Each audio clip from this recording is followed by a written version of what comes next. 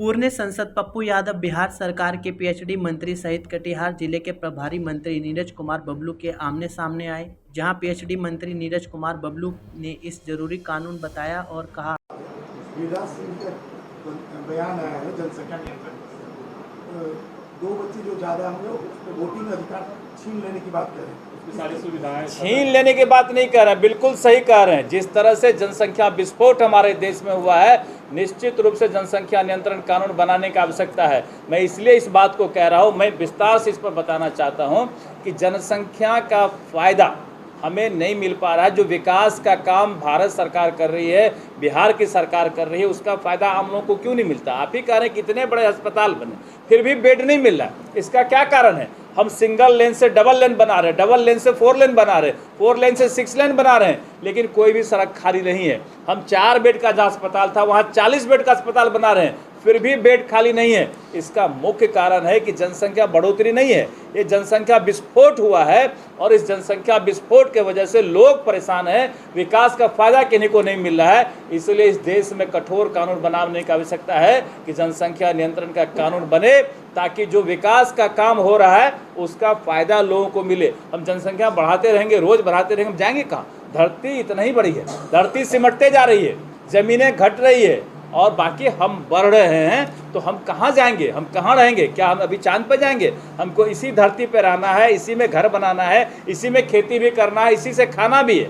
जब जगह नहीं बचेगा हमारे रहने से, आवासन से, तो हम खाएंगे क्या, जाएंगे कहाँ? इसलिए जनसंख्या नियंत्रण अति आवश्यक है। लोग समझ बूझ के करे या कठोर कानून से करे, ये आवश्यक है कि इस पर प्रतिबंध लगे। जिस तरह से देश की जनसंख्या विस्फोटक हो रही है और केंद्र और राज्य सरकार देश के विकास के लिए प्रयत्नशील है, सिर्फ बढ़ती आबादी और जनसंख्या विस्फोटक के कारण देश के लोगों को लाभ नहीं मिल पा रहा है। वहीं पूर्ण सांसद पप्पू यादव ने कहा, गिरिराज सिंह सिर्फ नफरत की बयानबाजी करते हैं और देश की माइनॉरिटी को टारगेट करते हैं और सिर्फ नफरत फैलाने का काम करते हैं। विकास की बात नहीं, सिर्फ और सिर्फ मुद्दे से भटकने की बात करते हैं। आइए आपको दिखाते हैं क्या कुछ कहना है पप्पू यादव का। गिरिराज सिंह का बयान आया है, जो जनसंख्या, गिरिराज दादा से आग्रह है कि विकास और विशेष राज्य विशेष पैकेज पर बात करें। गिरिराज सिंह जी से आग्रह है, संजय बाबू जी ने जो बात कही, संजय झा जी ने हाईवे बनाने की और 5,000 करोड़ रुपया, जो मैंने ये भी सवाल उठाया, नरेंद्र मोदी जी घोषणा की तो वो पैसा क्या होता? मैंने ये बात कही, मैंने बहुत सीधा आप में इस मामले में क्लियर।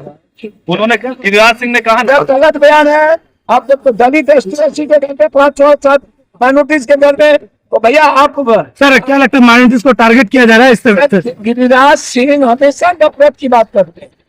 भैया आप माइनॉरिटीज के घर में देख लीजिए, जो पढ़े लिखे लोग हैं वहाँ 1 बच्चे से ज्यादा, 2 बच्चे से ज्यादा नहीं है।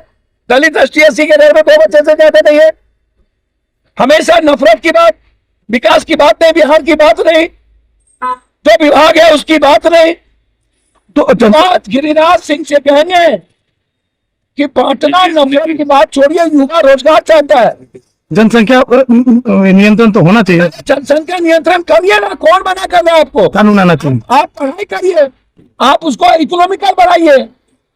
आप जबरदस्ती तो कौन से नीतीश जी इंजीनियर का पैर छू रहे थे।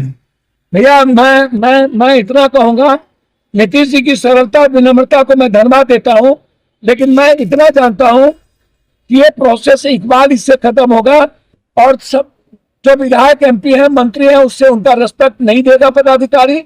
और जिस तरीके से पदाधिकारी का सम्मान हो, मुझे आपत्ति नहीं है, लेकिन ईमानदार पदाधिकारी का, बेईमान चोर का नहीं।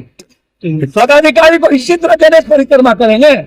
और ये एमपी एमएलए का भी जो चोर लोग हैं, नेता मंत्री संतरी, उनका भी गणेश परिक्रमा होता रहेगा। मैं अच्छी बात नहीं मानता हूँ।